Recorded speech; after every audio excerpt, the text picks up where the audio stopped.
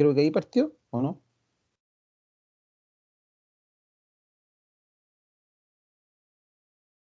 Supongo que Sí, sí. profe. Sí. Ya, listo. Bueno, nuestra primera clase, bueno, sistemas productivos contempla esta área que es muy importante, que es casi un tercio, un poquito más de un tercio de lo que corresponde al ramo. Bueno, ya hemos hablado, bueno, ustedes saben que en terreno y cosas así hemos hablado un montón de ovinos y todo lo que corresponde al sistema, o lo que hemos visto, digamos, un poco en terreno. Pero lo vamos a ver desde la perspectiva de lo que se está dando ahora y que no tiene por qué ser menos importante, que es uno de los pilares importantes de la producción animal actualmente, que es la producción animal sustentable. Y tiene mucho que ver con las buenas prácticas ganaderas, ¿cierto? Tiene mucho que ver con el bienestar animal, ¿ya? Por lo tanto, para nosotros tener esta nueva sustentabilidad productiva, tenemos que tomar en cuenta estos cuatro aspectos de la producción animal. Esto es extrapolable para todas las producciones, no solamente ovina. Bueno, los temas sanitarios, el tema de la alimentación, el tema del manejo y el tema de la genética le dan sustentabilidad, digamos, a esta producción. Eh, pero también tenemos que tomar en cuenta que esta sustentabilidad en el fondo tiene mucho que ver con los aspectos económicos que se estén suscribiendo tanto a nivel regional como nacional, los aspectos sociales que tengan que ver con la producción ovina misma, pues ustedes comprenderán que el ovino es de por sí una de las especies que más se ocupa en los pequeños productores y la sustentabilidad también se basa en un aspecto ambiental, que es el que a nosotros nos preocupa con mayor razón actualmente, debido básicamente a los cambios climáticos, al calentamiento global, a la producción de metano y todos esos aspectos que están relacionados a la producción de rumiantes sobre todo. ¿Ya? Eh, cuando uno ve, digamos, un sistema productivo, ya sea de ovinos, caprinos o bovinos, siempre tiene que tomar en cuenta el enfoque que tiene que tener este sistema. Existen distintos aspectos que uno puede tomar en cuenta cuando uno ve el aspecto productivo. Dentro hay tres líneas bastante importantes. Primero son los recursos, también está el diseño tecnológico que uno ocupe y los objetivos de ese sistema. ¿Ya? Cuando nosotros enfocamos este sistema en el aspecto de recursos, tenemos que tomar tres puntos de vista. El ambiente, ahí está lo que siempre hemos conversado y lo vimos también con carne, ¿cierto? Que tenga que ver con esta triada del suelo, clima y vegetación, donde está el alimento básicamente de los animales, el tipo animal, la raza y el hombre, que es el recurso, digamos, en este caso de capital de trabajo, o el mismo, el que pone el capital, el que aporta tecnología, ¿cierto? Y dentro del diseño tecnológico de este sistema tenemos varios indicadores que tenemos que tener en cuenta. Primero, la relación de la carga con la receptividad, que eso tiene que ver con, digamos, cuánta carga animal podemos sostener de un potrero, por ejemplo. Esto siempre pensando en cuando alguien va a partir y uno tiene que verlo de este punto de vista. Esta es como una mirada bastante ingenieril, muy de ingeniero agrónomo, por así decirlo. Nosotros también tenemos que tomar en cuenta estos aspectos, no tenemos por qué no saberlo. Entonces, no es solamente ver la sanidad, como siempre les digo yo. Entonces, aquí hay temas que a lo mejor pueden sonar medio extraños, pero nosotros tenemos que tomar decisiones que tienen que ver con este diseño. Bueno, dentro de los indicadores, como yo le decía, en la carga está el estado de los potreros, la condición corporal, qué sé yo. Y también está los índices productivos, que son los que nosotros vamos a trabajar, el porcentaje señalada, los kilos por cabrito, cordero, aventa, qué sé yo, los litros de leche en el caso de las cabras, los kilos de fibra en el caso de la lana, por ejemplo. Y eso nos da finalmente el objetivo, que es en el fondo obtener la plata de este sistema, la carne, la leche, la fibra, el cuero, lo que sea. ¿Ya? Y esto se sostiene en el tiempo, si es que nosotros logramos enfocar este sistema de manera correcta, en un objetivo que, digamos, es claro, ¿cierto? Pero que tenga cierta cantidad, con cierta calidad también, estabilidad en el tiempo, también con un crecimiento ambiental y social de las personas. ¿Por qué le digo crecimiento ambiental y social? Porque es muy importante, por ejemplo, las personas que son pequeños productores, que lo que tengan, aunque tengan 10 ovejas, esas sean netamente muy productivas, ¿ya? Nosotros siempre tenemos que tener un rol social. Yo se lo he repetido innumerables veces, que nuestra labor principal como veterinario es tener un rol social. Nosotros estamos en una cadena muy importante a nivel productivo, de pequeño productor. Por lo tanto, todas las decisiones que tome un productor muchas veces se basan en lo que nosotros como expertos técnicos le ofrecemos, digamos, o le enseñamos, ¿ya? Bueno, una vez que lo otro importante, cuando tengamos el diseño, ya tengo este tipo de animal, tengo estos recursos, este es mi objetivo, ¿cierto? Y para allá quiero ir. Nosotros siempre tenemos que tener, digamos, muy clara la problemática a identificar, ¿ya? Tenemos que identificar el problema que se nos viene. Esto ¿cómo se llama? Esto se da mucho, por ejemplo, ya a mí me ha tocado por a veces motivo en competencias, digamos, de emprendedores. Y a nosotros también nos dicen, puede ser emprendimiento cualquiera, da lo mismo, siempre nos dicen cuál es el problema a identificar o cuál es el dolor a identificar. ¿Ya? Nosotros somos también, esto es parte de eso, en el fondo. Hay que saber muy claro para dónde ir. A veces el problema o el dolor que les digo yo está a la vuelta de la esquina y uno no se da cuenta. Entonces, por eso es muy importante que ustedes también sepan identificar cuáles son esos problemas o cuáles son las dificultades. Por ejemplo, en el caso de la dificultad en el diagnóstico, siempre es establecer los problemas y causas, qué es lo que está causando ese problema. El manejo de las soluciones, tampoco es bueno tener recetas, y ahí aquí entra, por ejemplo, cuando dice, no, yo aplico, aquí está el tema de cuando les digo yo que no existe una receta única, entre comillas, por eso lo pongo entre comillas, por ejemplo, calendario sanitario. Yo aplico esto, este mes, yo aplico esto otro, este mes. Eso no existe porque usted mismo tiene que solucionar ese problema. Y usted mismo tiene que saber resolver cómo aplicar y dónde un calendario sanitario y qué producto ocupar. También, otra cosa importante es abordar el abordaje del sistema productivo solamente por partes, ¿ya? No es bueno que sea por parte porque nosotros tenemos que hacer un conjunto de soluciones para todo el sistema. ¿Ok? Entonces yo puedo solucionar un problema un día o tengo claro lo que tengo que hacer para el encaste, pero no tengo claro lo que tengo que hacer para la aparición. O tengo claro lo que tengo que hacer en el momento de los partos, pero no tengo idea qué pasa en la lactancia. Entonces, ahí es donde hay otro problema que se tiene que identificar. También el hecho de ocupar mucha gente ha copiado, digamos, modelos de otra especie, por ejemplo, lo que hacen ovino en bovino o ovino en cerdo, y eso tampoco está bien. Recuerden que cada especie tiene su propio sistema, tiene su propio ritmo, tiene su propio estatus reproductivo, que es muy distinto uno de otra especie, ¿ya? Así que eso tampoco es bueno hacer. Em, También en esta problemática que se identifica hay una falta de modelos de producción por ambiente y objetivo. O sea, eh, no hay modelos a ver, digamos, alrededor. Son muy pocas las experiencias en que las personas pueden intercambiar ideas y modelos de productivos. Y eso siempre se da a veces en algunos seminarios donde la gente puede aprender algunas cosas, pero eso ya ustedes saben que está bastante escaso. Eh, ¿Por qué? Porque hubo un boom en un tiempo de mucha tema ovino y muchos seminarios, y en el fondo los temas resultaron ser un tanto repetitivos. Entonces la gente ya dejó de hacer seminarios.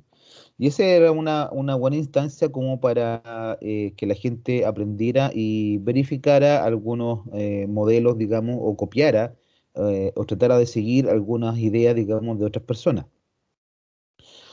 Otra problemática es la tendencia a la intensificación sin planificación o monitoreo ambiental o bienestar animal. Esa es, yo creo que es uno de los puntos súper importantes. Hay mucha gente que se dedica a criar, entre comillas, pero en el fondo está, o a producir, por así decir, pero en el fondo lo ve mucho como un negocio más que como una producción.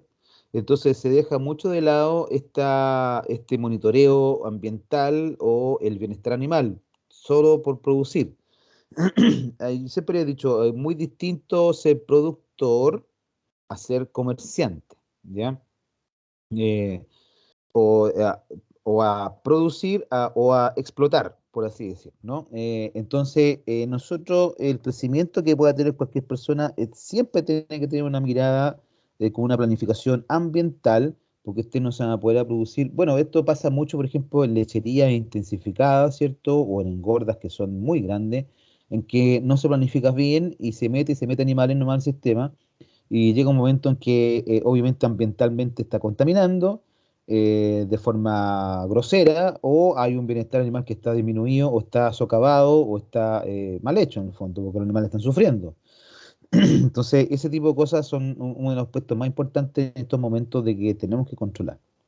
Em, Otra cosa importante es ocupar a todas estas especies, sobre todo los ovinos, como un herbicida biológico, por así decir. O sea, como siempre se ha dicho, la oveja siempre está es como cortadora de pasto, ¿cierto? Que corta bien, como la forma de comer que tiene es muy abajo. Entonces, efectivamente, uno podría decir, vamos a controlar las malezas con esta oveja en este potrero.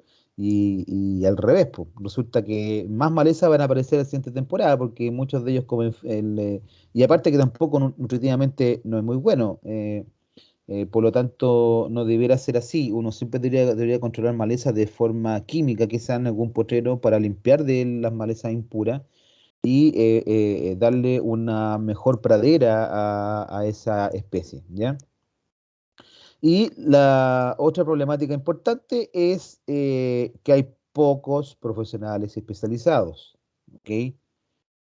Así que ahí hay una fuente laboral importante. Yo sé que hay mucho colega que se dedicó básicamente asociado al PDTI, pero en el PDTI uno ve de todo, no solamente ovejas. Entonces, el tema ovino siempre está como ahí dando vuelta. Pero como que muy poca gente se ha dedicado exclusivamente al tema ovino. Se los digo con conocimiento de causa, que es algo cacho del tema. Entonces, eh, hay pocos veterinarios dedicados casi exclusivamente el 100% al ovino, ¿ya? Bueno, esa es la problemática general, total, de lo que lleva, digamos, la producción en general y sobre todo en sistemas ovinos, ¿ya? Eh, Ahora, ¿por qué se habla de sustentabilidad? Esto está sacado de la FAO, en el fondo, del año 2017-18, que es un informe que habla de la perspectiva de la agricultura del desarrollo rural de las Américas. Son estudios que hacen estos compadres a nivel regionales, digamos de hartos países, y en este caso en América total. Y en el fondo hay tres aspectos, o un poco más de esto mismo. Y es, por ejemplo, se los voy a leer porque así lo contextualicé, ¿cierto? Que dice que el desarrollo agrícola de la región ha sido exitoso, pero no ha tenido los efectos sociales necesarios. Eh, Algo de esto es como muy similar a lo que pasa, ¿cierto? Mire, dice, podemos ser líderes mundiales en agricultura, pero casi la mitad de la población rural vive en la pobreza. ¿Suena conocido eso? Absolutamente. Se lo voy a leer de nuevo. El desarrollo agrícola de la región ha sido exitoso, pero no ha tenido los efectos sociales necesarios. Podemos ser líderes mundiales en agricultura, pero casi la mitad de la población rural vive en pobreza. ¿Dónde he escuchado eso, no?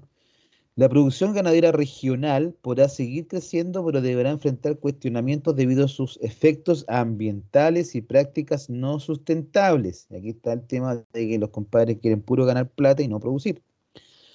El uso de sistemas de información y la generación de evidencia necesaria para que los países puedan tomar mejores decisiones también será un factor determinante. ¿Qué quiere decir esto? Este último punto es que casi todo es como los grandes empresarios en el fondo guardan mucha información y entonces, o simplemente los pequeños y medianos ganaderos no tienen registro, no tienen información, por lo tanto no se puede generar evidencia que pueda servir para tomar decisiones. Y eso es muy importante. Y por eso nosotros como ente profesional y técnico, y a través de INDAP o del SAC o de cualquier institución que esté a la par con los agricultores, eh, podamos generar información porque a veces el país avanza, ¿cierto? Nosotros hemos visto y hemos sabido cómo ha pasado los últimos años en Chile. El país avanza y de repente nadie se detiene a pensar, oye, ¿para dónde vamos? ¿Ya? En el mundo ganadero, agrícola y ganadero es lo mismo. Y lamentablemente esto se hizo, mire, 2017-2018. Estamos hablando de lo mismo, exactamente lo mismo ahora. O sea, siguen pasando los años y no ha habido un cambio sustancial, sobre todo con el primer punto. Somos muy exitosos en algún aspecto, pero seguimos teniendo mucha gente en la pobreza. ¿Ya? Ahora, también la FAO describe cómo medir la sustentabilidad y qué indicadores son los más importantes. Por ejemplo, aquí este personaje, ¿cierto? Dice, es más importante medir los indicadores a corral que variar el objetivo de producción o cambiar de categoría. ¿A qué se refiere con eso? En el fondo, para ser sustentable, lo que está indicando es que nosotros deberíamos tener más clarito lo que está pasando a nivel local, ¿cierto? Que decir, vamos a ser los mejores productores de carne bovina del mundo. Sin embargo, localmente no tenemos idea de cómo medir los indicadores que estamos teniendo. Una cosa así es, ¿no? El otro dice, la evaluación de la sustentabilidad de sistemas productivos requiere transformar aspectos complejos en otros más claros, objetivos y generales que permitan detectar tendencias a nivel de sistema, denominados indicadores. En el fondo, de otra forma dice lo mismo. Para poder medir la sustentabilidad en el tiempo, nosotros tenemos que dejar de tener objetivos tan grandilocuentes. En algún momento, para que ustedes sepan, alguna política del Estado de Chile, yo no digo de qué gobierno, dijo que nosotros éramos potencia agroalimentaria. Y eso fue lo que se salió de aquí para el mundo. Resulta que eso es puro bla bla, para mi forma de ver las cosas, porque nosotros no somos potencia agroalimentaria de nada. Porque al tener esos objetivos tan complejos, ¿cierto? Se nos dispersa todo la información, se nos dispersa la ayuda que puede llegar a la gente y se nos dispersa todo. Y por eso para mí son puro políticas de bla bla y de poca acción. Y esto un poco lo viene a corroborar. Nosotros tenemos que tener políticas claras, objetivos generales y específicos bastante claros para poder mejorar los indicadores. ¿Ya? Esto es solo una mirada, digamos, de las tendencias actuales de lo que se está conversando a nivel de producción. No estoy dando la lata, esto es algo muy importante, ¿ya? Bueno, y aquí donde, bueno, y se describe en el fondo que la evaluación de la sustentabilidad mediante el uso de indicadores, en este caso aquí donde hay cuatro aspectos muy importantes, que son las personas mismas, el ambiente, la parte económica y obviamente la zootecnia productiva, ¿ya? Ya.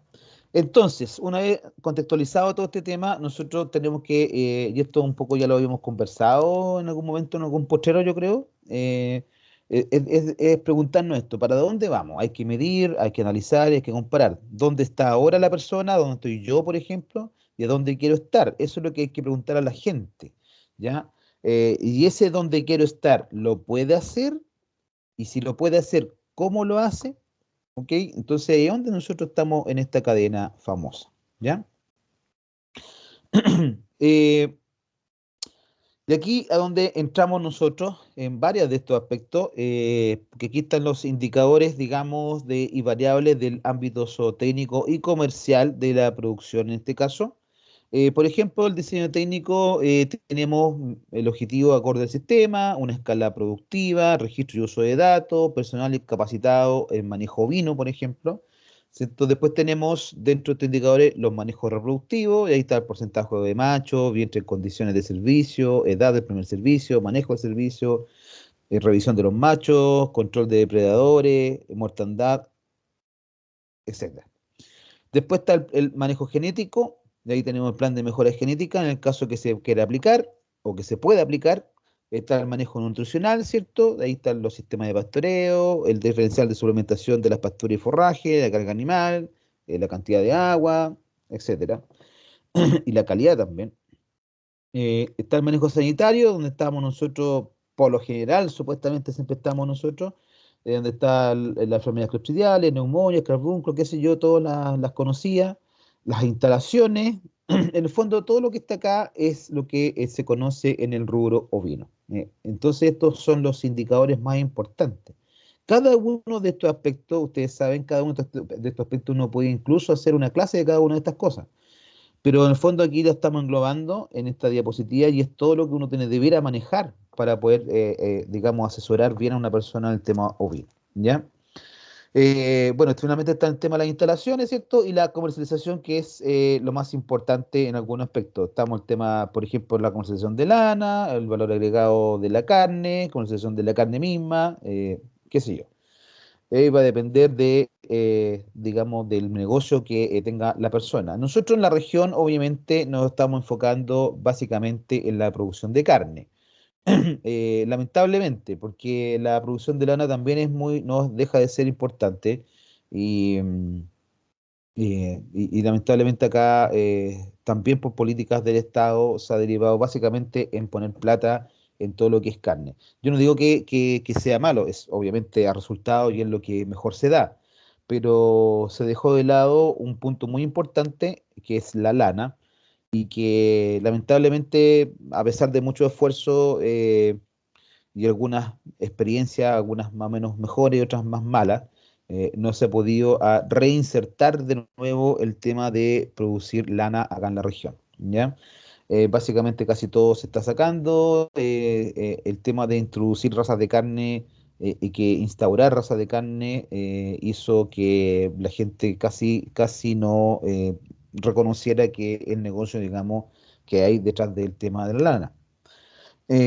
Hay personas que recuerden que nosotros tenemos un componente bastante fantástico que es la artesanía mapuche y que lamentablemente solamente por un par de experiencias positivas sigue en punta, pero no ha tenido, digamos, el realce que debiera tener una artesanía tan maravillosa como esa, con el telar mapuche y que lamentablemente no tiene muy buena calidad de lana, para que estemos con cosas. Si ustedes fueran a otros países donde se trabaja la lana, por ejemplo, en la parte mapuche o los mapuches argentinos, por ejemplo, ellos tienen una cooperativa, están súper bien trabajado el tema de la lana porque ellos tienen mucha lana merino, que es más fina. Por lo tanto, su tejido y su telar resulta ser mucho más caro que a lo mejor los diseños no son ni tan mejores comparado con algunos diseños de algunas tejedoras de acá de Chile y resulta que las venden mucho más caro porque tienen mejor calidad de lana. Entonces, esos aspectos son, lamentablemente, todavía seguimos o no es que seguimos, ya se dio así. No, he luchado mucho tiempo tratando de poder poner este tema en boga. eh, He tratado de hacer algunos proyectos que incluían el tema de la lana, pero no ha resultado. Eh, Lamentable. Voy a seguir intentándolo. En algún momento le vamos a pegar el palo al gato. Bueno, ya vamos a ver más adelante temas de lana, obviamente. Eh, Dentro de los indicadores y variables del ámbito productivo, obviamente hay dos de los más importantes, ¿cierto? Que ya lo comenzaba el tema de la producción de lana y la producción de carne. La producción de lana no hay que dejarla de lado, independientemente que estemos en esta región, una de las más altas que hay a nivel nacional, porque lo vemos como país, ¿cierto? Y eso obviamente tiene que ver con todo lo que se da en la zona sur, en la Patagonia chilena que es donde está la mayor cantidad de ovinos y donde obviamente se produce la mayor cantidad de lana. ¿Ya? Entonces, obviamente de las variables está la finura, el rinde del lavado, el tipo de esquila, la época de esquila, clasificación y acondicionamiento. ¿Ya? Nosotros vamos a tener una clase de esquila y lana, por si acaso. Eso vamos a alcanzar a hacerlo. En el caso de la producción de carne, bueno, importante los porcentajes de la señalada, ¿cierto? El precio del cordero a la venta, la edad del cordero a la venta. Eso es como los indicadores o variables más, así como a modo de general, digamos, de los más importantes en ambos casos, en lana y carne. Ya, muy bien. Bueno, dentro de este diseño técnico de sustentabilidad, nosotros tenemos que ver todo esto como una gestión de empresa ovina, por así decirlo, ¿no? Entonces uno puede ver a un pequeño productor, pero usted le tiene que dar una mirada empresarial, po. Si ya dejémonos de que la gente, claro, hay mucha subsistencia todavía, pero la gente que quiere ganar más platita, que quiere tener más asegurado, digamos, algunos fondos para el año, obviamente nosotros tenemos que tener esta planificación o este diseño de esta forma. Eh, Dentro de, obviamente, de este sistema o de este diseño tenemos cuatro puntos importantes, que es la planificación, donde nosotros somos las personas o indicadas para hacer ese tema, o el mismo trabajador, el mismo ganadero, el dueño de los animales, ¿cierto? La ejecución de esa planificación, el monitoreo y control zootécnico, y ahí donde están todos los indicadores productivos, y obviamente el diagnóstico ambiental, de cómo estamos haciendo este tema, si lo estamos haciendo bien, lo estamos haciendo mal. ¿Ok? Ahora bien, en el mundo, vamos a entrar un poquito en estadística. ¿Cómo está todo este tema que hemos hablado en el mundo? Estos son estadísticas, quizás se ven un poquito antiguas, pero créanme que no ha cambiado mucho porque no han habido muchas, digamos, actualizaciones de datos, pero básicamente como referencia. Supuestamente al año 2008 habían 1.078 millones de cabezas de ganado, de ovino, ¿ya? De las cuales Asia tenía 452 millones, acá en América del Sur teníamos 73 millones, que corresponde al 7%, Oceanía tiene el 10%, siendo básicamente hablando de Nueva Zelanda y Australia, así que por eso es tan importante esos dos países. Y aquí está un poco en cantidad de millones, la población de millones de cabezas según países. Fíjense que China tiene 136 millones de cabezas ovinas, Australia 79 millones, la India 65 millones y así. Mire, Nueva Zelanda, siendo un país mucho más chico que Chile, tiene 34 millones, Australia tiene 79 millones, bueno, un país, es casi un continente Australia, ¿no? Y así, Argentina dentro de todo lo que es América Latina, es el único país que aparece con 15,9 millones de ovinos, ¿ok? Por eso siempre hay que mirar como para el lado, ¿cierto? Porque los argentinos tienen mucho que enseñarnos a nosotros, o nosotros mucho que aprender de ellos. ¿Qué importancia le dan en la actividad en distintos países? Por ejemplo, la población humana en millones, tomando referencia, supuestamente hay en Australia, por ejemplo, hay 6 ovejas por habitante, porque es un país gigante, pero hay menos población, hay más animales que humanos. El consumo de carne en Australia habla de carne ovina, obviamente son más o menos 21 kilos al año per cápita. En Argentina tiene una población de aproximadamente 40 millones, según el censo animal son 17 millones de ovinos aproximadamente, eso corresponde a 0,42 ovejas por persona y el consumo está entre 1,2 a 2,2 kilos por persona. En Nueva Zelanda el índice es mayor aún, porque tiene una población muy baja de como 3,5 millones de habitantes, según el censo hay como 40 millones de ovejas y correspondería a 11,4 ovejas por habitante y eso, si fuera en consumo de carne ovina, serían 45 kilos de carne ovina al año, ¿ya? Uruguay aparece también, ¿cierto?, con una población menor todavía, con un censo de 9 millones de cabezas de ovinos, más o menos 3 ovejas por habitante y el consumo es de 7 a 8 kilos, ¿ya? Es así. Nosotros, obviamente, somos, ¿cuánto? 18 millones y en ovinos somos como 1,5 millones, con suerte, ahí lo vamos a ver un poquito más adelante. Entonces, nuestro consumo per cápita es bajísimo, bajísimo, bajísimo. Ya, algunas comparaciones de los sistemas a nivel mundial, por ejemplo, por lo general, acá hay dos tipos de producción, una producción extensiva y una producción intensiva. En respecto a la producción extensiva, generalmente es obviamente crianza de pastoreo a campo, ¿cierto? Con estados más o menos semi-extensivos o extensivos como tal. Y ahí tenemos varios países que hacen este tipo de ganadería. Ahí estamos nosotros también, está Australia, Argentina, Estados Unidos, Sudáfrica, Uruguay y Chile, como para ponerlo, ¿cierto? Que también hacemos este tipo de ganadería de más o menos extensiva o semi-extensiva y básicamente orientado a lo que es carne, lana y carne, no carne y lana, sino que lana y carne, porque obviamente la mayor cantidad de animales en estos países son de lana, ¿ya? Y en segundo lugar, los de carne. Y los que hacen producción intensiva, básicamente en Europa y Nueva Zelanda, obviamente, ¿por qué? Porque hay menos cantidad de terreno, por lo tanto ellos tienen grandes naves de explotación intensiva, sobre todo de engorda, y por lo tanto la Unión Europea en general, en Europa y sobre todo Nueva Zelanda, hacen un sistema intensivo orientado más a carne y después a lana, ¿ok? Entonces esas son las dos grandes diferencias entre los dos tipos de producción a nivel mundial. Nosotros estamos en un nivel obviamente extensivo o semi-extensivo. ¿Qué pasa en Chile? En Chile, nosotros tenemos como les he dicho varias veces, no tenemos un censo. El censo de hecho se está haciendo todavía. Antiguamente el censo 2017 no se hizo por ABC motivo. Estamos atrasados en un decenio. Han habido solamente experiencias más o menos locales, pero no a nivel nacional. Actualmente yo sé que ¿cuánto se llama? No es el CENSE. El INE está haciendo el Instituto Nacional de Estadística está haciendo un censo agropecuario.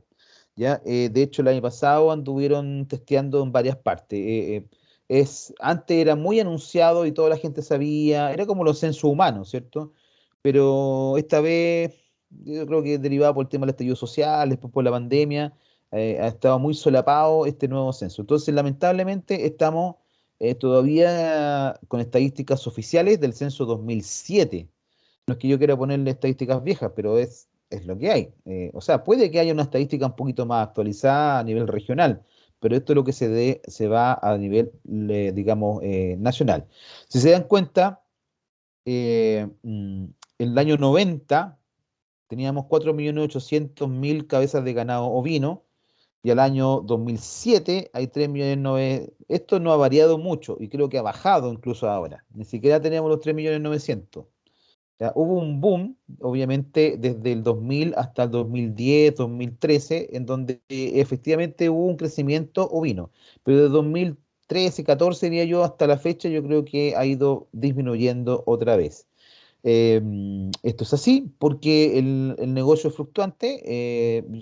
Yo se lo doy con conocimiento de causa porque yo tendía muchos predios bovinos en su momento y cada uno de esos predios bovinos después se fue eliminando porque, por ejemplo, donde teníamos proyectado tener 3.000 ovejas, al final llegamos a tener 1.500 y el dueño se aburrió y prefirió poner avellano europeo. Así de corta. De un día para otro vendió la oveja y puso avellano europeo y se acabó el tema ovino.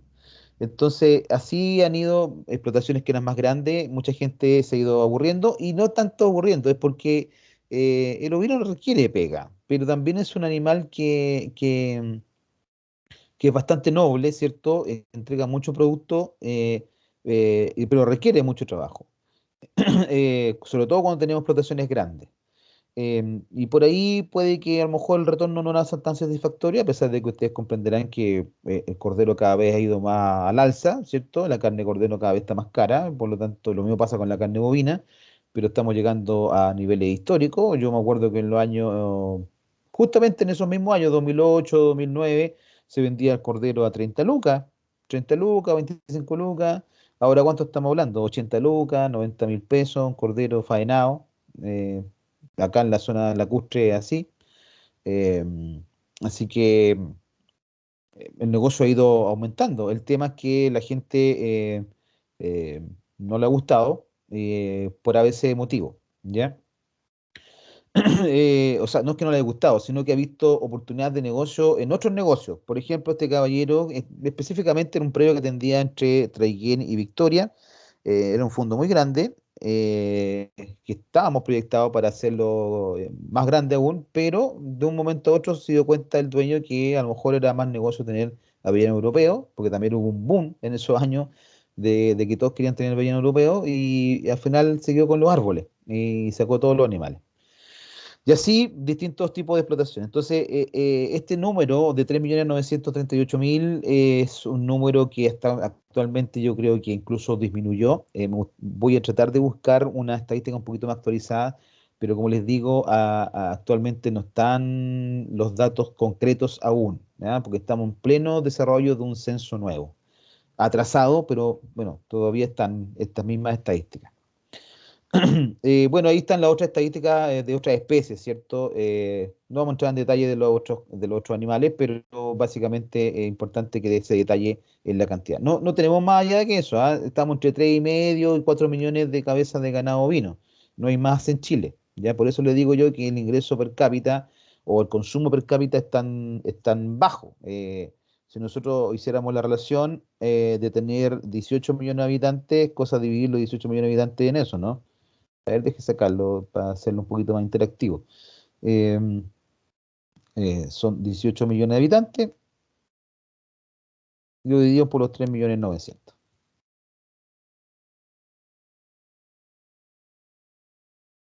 Eso da 0,04 eh, eh, 400 gramos de ovino por habitante. Eso es, básicamente. Sobre los 7 animales que habían en otros países, ¿cierto? Eso es lo que se consume, eso es lo que podríamos consumir, como 400 gramos por habitante. Ya tenemos muy poco. Ya. Bueno, otra cosa importante también, estas son un poquito de estadísticas, poquitito más actuales, pero muy, muy, como le digo yo, está difícil encontrar información un poquito más. Voy a tratar, les voy a enviar, obviamente, lo voy a subir a la plataforma, si encontrara estadísticas más actualizadas, se las voy a enviar. Pero en ese entonces, por ejemplo, el año 2013, en este caso en Chile, el año 2013, en estos años, entre 2008 y el 2013, hubo un boom ovejero, sobre todo aquí en la región. Y es ahí donde yo, por ejemplo, yo hacía varias asesorías en distintos predios, había un boom, todos querían tener ovejas. Y ahí alcanzó Chile un beneficio de 664.742 cabezas durante el año 2013, ¿ya? Pero eso significa que, a pesar de eso, recuerden que la estadística indicaba el año 90 que teníamos 4 millones y algo, ¿cierto? 4.800.000, casi 5 millones. Entonces, que tengamos 2013 674 para la época, para el año, a lo mejor parecía harto, pero en realidad estadísticamente la faena venía disminuyendo, ¿ya? Y eso es porque la tasa promedio anual era de un 1% en ese momento. Yo creo que incluso ahora está un poco más bajo, ¿ya? Eh, Como siempre, eso varía dependiendo de la región y también de la participación de cada una de las regiones respecto de cómo van fluctuando algunos negocios ganaderos, o en este caso, cómo fue disminuyendo. Y esto no es solamente el tema ovino, ¿ah? A todo esto, también se da mucho en leche. Muchas lecherías han cerrado. ¿Por qué? Porque la explotación forestal hizo sacar a muchas lecherías de muchas zonas. Por lo tanto, también tenemos una reducción en el tema bovino, ¿ya? ¿Ya? Por ejemplo, a modo de histórico solamente, en la década de 80 la región de Magallanes se faenaba el 62% de los ovinos, ¿ya? Y eso ha ido aumentando porque como cada vez fue saliendo más ovino de acá de la zona y cada vez fue produciendo mucho más la zona austral. eh, Llegó a un máximo, por ejemplo, el año 2007 del 88,2% de faena. O sea, casi todo se faenaba allá, muy poco acá. ¿Ya? Y después decreció, digamos, el año recién pasado decreció un 84%. O sea, estamos en más o menos igual, la mayoría de la cantidad de faena ocurre allá en la zona magallánica. ¿Ya? El año 80, por ejemplo, también se ha hablado de que la región metropolitana era la segunda en importancia en faenamiento ovino, ¿ya? Actualmente en la región metropolitana se faena el 1,2% del total nacional. Eh, y la región de Aysén, por ejemplo, que antes faenaba, estaba en el tercer lugar con el 5,5, también bajó, digamos, al 1,5 el año 2013. Entonces todo se fue para Magallanes, básicamente, ¿ya? Actualmente, sobre todo del año 2013 para adelante, la segunda región donde más se faena ovino es la región de los lagos, y eso es porque se puso uno de los frigoríficos, puso una línea ovina exclusiva, si no me equivoco, es Frigosor, ¿ya? Y ahí casi incluso muchos de los ovinos que la gente empezó a producir acá, empezó a faenar por allá, porque también se le da un plus al hacer cortes en faena, ¿cierto? Ya no basta solamente con tener la canal y la media canal de un cordero como para hacerla al palo, sino que también se empezó a especificar de que ojalá tuviera en cortes comerciales para sacarle mayor valor agregado. Y envasarlo al vacío y todo ese tema que uno conoce, ¿cierto? Y esto se ha mantenido, ¿ah? En la región de los lagos sigue siendo sobre la Araucanía. Lo que pasa es que en la Araucanía uno ve mucho cordero, está bien, pero mucha comercialización informal. Estos datos que yo les presento acá son datos oficiales pasados por matadero. ¿Debe haber mucha más faena? Seguro que sí. Seguro la estadística, a lo mejor acá en la región de la Araucanía faenamos mucho más que en los lagos, pero resulta que de manera informal. ¿Ok? Ustedes comprenderán que acá la producción de ovina es bastante importante. De hecho, somos la segunda región con mayor cantidad de ovinos en todo Chile, después de Magallanes. Entonces, ¿cómo siendo la segunda región después de Magallanes en tener ovinos, no estamos en segundo lugar en faena? Básicamente porque acá yo diría que más del 60 o 70% de lo faenado es de manera informal. Ustedes saben que la región de la Araucanía es una de las regiones más visitadas en Chile durante la época estival, es una región muy turística, ¿cierto? Por lo tanto, es un negocio para toda la gente tener corderos, porque a eso donde estamos nosotros apelamos, como entes técnicos, a que las personas puedan vender sus corderos. eh, en la época estival. Por lo tanto, sí existe mucha faena en Chile, perdón, aquí en la región, pero es informal. Por lo tanto, no estamos marcando en las estadísticas. Y eso es un dato que lamentablemente cuando uno hace si bien es cierto, pueden haber estadísticas nacionales que indiquen en algún aspecto la faena informal, solamente hay datos a nivel local. ¿Ya? Entonces, y ahí donde voy a bucear un poquito de nuevo en ODEPA o en el INE, a ver si tenemos estadísticas un poquito más actualizadas. Ya, vean, ahí tienen cómo fue variando el beneficio de ganado bovino en distintas regiones, ¿cierto? En el periodo 2004-2012. Si se dan cuenta, en verde está la Araucanía, ya les decía, ve cómo fue aumentando la Araucanía a medida que fue, y arriba está Magallanes, sobre todo esto está siempre Magallanes en la línea azul, ¿cierto? Y el total nacional, digamos.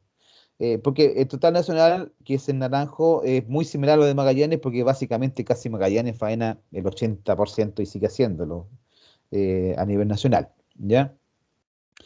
Lo importante es un poco lo que les decía yo, a pesar de que este es un gráfico que un poco refleja cómo ha sido el beneficio del ganado ovino, ¿cierto? Nosotros estamos ahí punteando y después están lo que es en color marrón, por así decir, todo lo que es de la metropolitana al Biobío. Y nosotros ya superamos a ese. Y aquí lo superamos con creces. Yo creo que si agregáramos siguientes años, yo creo que todavía estamos manteniéndonos arriba de todo eso. Eh, pero, como les digo yo, es de manera informal, lamentablemente. A pesar de eso, igual han habido esfuerzos, porque miren, hace años atrás, también por esos mismos años, 2010, 2012, el frigorífico Temuco faenaba ovinos, y hartos, muchos. Pero hasta que logró acuerdos comerciales con algunos países, de forma directa, el frigorífico Temuco empezó a faenar solamente líneas de bovinos y sus cortes. Incluso hace líneas específicas para distintos países, con cortes, digamos, envasados al vacío para distintos países. Entonces sacó toda la faena de otro tipo de animales. No sé si actualmente estará aceptando otro tipo de especies, pero lo que yo sé es que el frigorífico Temuco se especializó única y exclusivamente en bovinos, ¿ya? Y ahí obviamente dejamos de tener un matadero donde sí se faenaba ovino. Entonces, Victoria agarró ese paño, también frigorífico Lautaro, que básicamente asesina a Lautaro, que también agarró, eh, digamos, parte de la faena del ovino. Y los demás son frigoríficos, por ejemplo, de Imperial, o el que estaba en Caragua, el de Cholchol, que son frigoríficos muy chiquititos, en realidad, que estadísticamente, si bien es cierto, pueden faenar harto animal, pero no marcan tendencia, ¿ya? Ya, esto también es un dato estadístico de cómo está la distribución en esos años, digamos, en cantidad de animales. Esto ha variado un poco, obviamente, pero seguimos nosotros marcando tendencias. Si se dan cuenta aquí, estamos en cantidad de animales eh, en la Araucanía, según la cantidad de tenencia, digamos, según los estratos, ¿ya? O según la cantidad, digamos, de animales. Si se dan cuenta, hay productores que tienen, no sé, voy a tratar de agrandarlo un poquito más esto. eh, Hay productores que tienen mayor cantidad de animales o mayor tenencia de animales. Aquí hay mucho lo que se conoce como atomización de la producción. Quiere decir, muchos dueños y pocos animales. O sea, muchas cabezas, muchos dueños en el fondo y pocos animales. Entonces, por ejemplo, lo que está en rojo indicador aquí en la Araucanía que la mayor cantidad de rebaños están entre 15 y 60 animales. Eso en rojo. Esto no creo que haya variado mucho. Estamos hablando de estadística de los 2007. Esto yo creo que no varía mucho. Siempre vamos a tener rebaños entre 15 y 60 animales, lo que más. ¿Ya? Después tenemos el otro punto aquí en la Araucanía, la tenencia animal está entre muchos pequeños productores que tienen entre 1 y 10 ovejas. ¿Ya? Eso yo creo que sigue más o menos parecido. Después tenemos otro estrato que va de 61 animales a 250, que son los menos, después de 250 a 500 y así. Esto yo creo que ha variado. Ahora hay menos personas que tienen más de 500 ovejas, mucho menos. En esos años, de 2007, 2012, 2015, diría yo, había harto productor que tenía harto animal. Pero ahora yo creo que son contados con las manos los que tienen más de 500 ovejas aquí en la región. ¿Ya? Como les digo, se ha atomizado más la tenencia, porque mucha gente quiere tener ovinos y la mayoría tiene menos de 50 animales, 60 animales, a lo más 100, ¿ya? Entonces, no pasa más allá, porque también no resulta ser negocio, ¿ok? Porque y aquí hay un aspecto muy importante. Nosotros al criar ovinos, no solamente tener la oveja, porque hay que dejar de tener la mirada de que la oveja está en el patio de atrás digamos, del campo.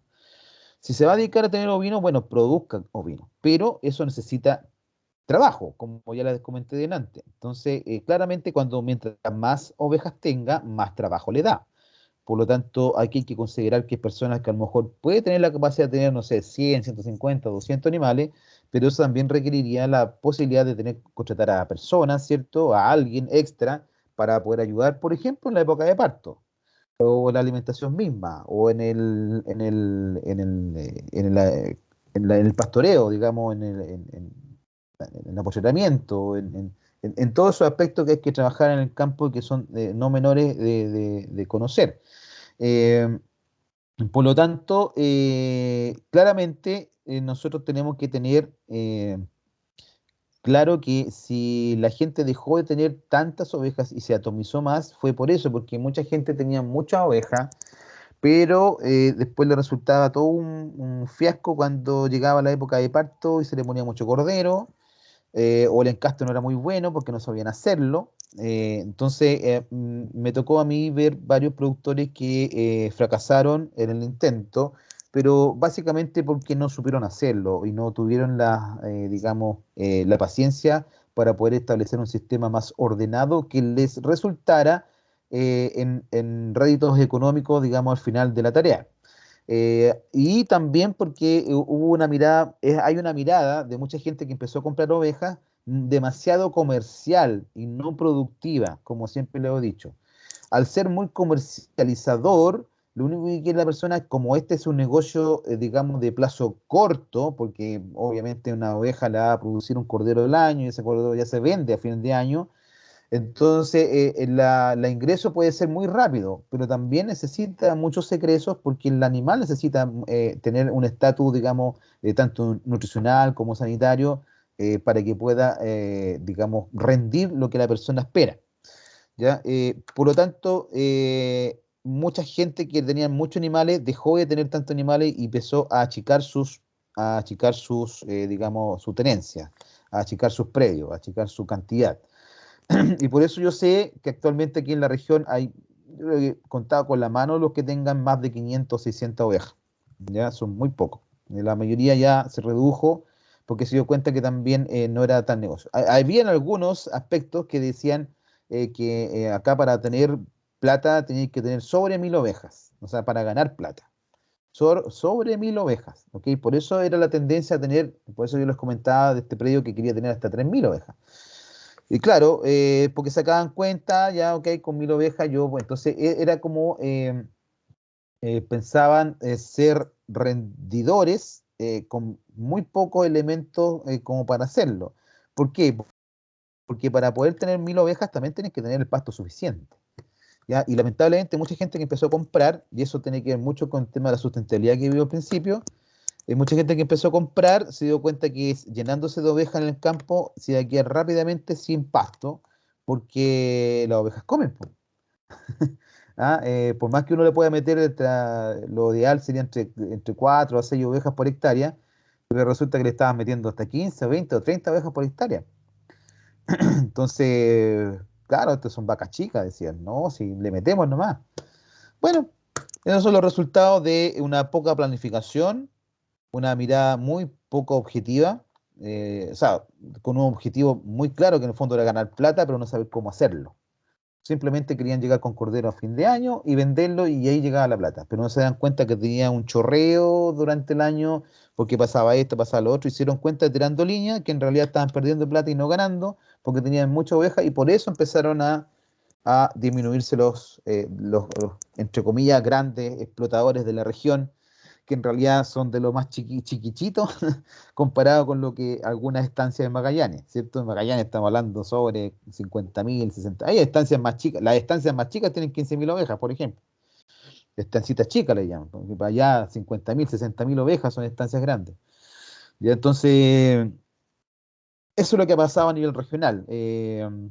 Ahora, eso no es malo tampoco. En el fondo, hay la gente igual, los que lograron hacerlo. De hecho, los pequeños y medianos productores son los que más cuidan su oveja, son los que más se preocupan eh, y son los que mejor trabajan. ¿Ah? Hay que tener una mirada y uno como profesional al asistir o hacer un aporte técnico dentro de esto, siempre tiene que tener una mirada, digamos, a mediano y largo plazo de cuál es la proyección que tiene la persona. Por eso esa pregunta que le hice al principio, de dónde está y a dónde quiere llegar y cómo lo quiere hacer y cuál es su objetivo, esas son las cosas principales que ustedes tienen que decir cuando llega a asesorar algún predio. Hasta dónde quiere llegar, cuál es su objetivo, cómo lo puede hacer y si tiene la capacidad para hacerlo. Y ahí la siguiente mirada y saber, ahí, a ver los pocheros, inmediatamente. ¿Qué pasto tiene? ¿Qué alimento tiene? ¿Qué infraestructura tiene? Eh, y así, y así ha sido. Y actualmente yo creo que las personas que han logrado lograr ese punto de equilibrio son absolutamente exitosos. Yo sé que algunos de ustedes ya han ido conmigo a ver algún par de predios, ¿cierto? Que atendemos acá en Pitrufquén. Y ellos, bueno, el segundo predio que de ahí de la Faja Bornán, eh, recién este año empecé a hacer algunas cosas ahí. eh, y el otro predio, que está un poquito más abajo, ¿cierto? Que el kilómetro 14, ahí en Vive Nativa, donde los chicos de Lester, ellos ya llevamos años, pero también aquí eh, influye mucho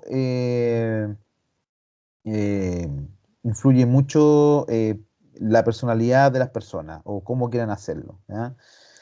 También influye mucho las decisiones que toman en algunos aspectos de que uno puede asesorar, pero de ahí a que te hagan caso es otra cosa, ¿ya?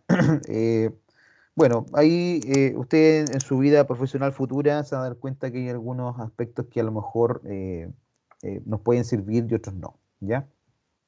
O sea, algunos aspectos que en el fondo la gente los va a tomar en cuenta y otros no los va a tomar en cuenta. Así de simple. Y a veces es lamentable porque no es que no lo quieran hacer, a veces falta el recurso dinero. ¿M? Y por la falta de recurso dinero, algunas cosas no resultan bien. ¿Ya? Bueno, aquí hay una comparación, un cuadro comparativo de Chile respecto a algunos niveles productivos o de los principales países, digamos, que producen carne. Por ejemplo, eh, eh, tenemos un nivel de producción muy, muy chiquitito, ¿cierto? Ni siquiera alcanzamos a estar dentro de esos niveles. Dentro de las miles de toneladas que se producen, China es uno de los países que más produce carne ovina. A pesar de todo, China es uno de los países que más produce carne ovina, eh, pero a nivel de sudamericano, digamos, bueno, Brasil, Uruguay, Argentina siempre van a marcar tendencia y nosotros estamos ahí. Tenemos algunos nichos, digamos, y esos nichos de mercado principalmente están dados gracias a los acuerdos de libre comercio que ha suscrito Chile a través de estos últimos 30 años, ¿cierto? Y en Europa hemos logrado entrar también por igual pasa lo mismo con la carne bovina, ¿cierto? Con nuestro estatus de libre de fiebre aftosa sin vacunación, también ha permitido entrar con algunas especies ovinas, digamos, o algunas faenas, digamos, hacia canales internacionales. Lo mismo pasa con la lana, ¿ya? Ahora, en Europa y en Asia, incluso Chile exporta mucho. La mayoría de los mataderos que están en Magallanes, el Simonovich u otros mataderos, por ejemplo, se dedican a exportar carne a lo que es Israel y los países árabes, ¿ya? Entonces, a lo mejor aquí no está dentro o sea, eso no está dentro como Europa y América Latina, porque en realidad esos mercados se han abierto hace poco, pero Chile históricamente, a través de los digamos, plantas faenadoras de Magallanes, siempre ha exportado carne ovina a los países árabes y a Israel. Y ahí tiene que venir el rabino, aunque ustedes no crean. En Israel, cuando se hace la faena, tiene que venir el rabino y hay toda una ceremonia. Lo mismo pasa con los países árabes. No me recuerdo quiénes son los que no aceptan, por ejemplo, los cuartos posteriores. Eso no se lo comen, eso queda acá para consumo interno. Hay todo un cuento que tiene que ver básicamente con temas religiosos. Pero Chile siempre ha exportado a esos países, pero obviamente también se han abierto algunos no menores que como Europa y América Latina. Em, a raíz, digamos, de todo este comercio existen algunos principales exportadores, en el caso a nivel internacional. Por ejemplo, aquí no se alcanza a ver Uruguay, está muy clarito aquí, pero Uruguay está como un 1%, Australia y Nueva Zelanda tienen casi el 23%, otros países está acá en azul y Irlanda e Inglaterra tienen el 24% de la exportación de carne ovina.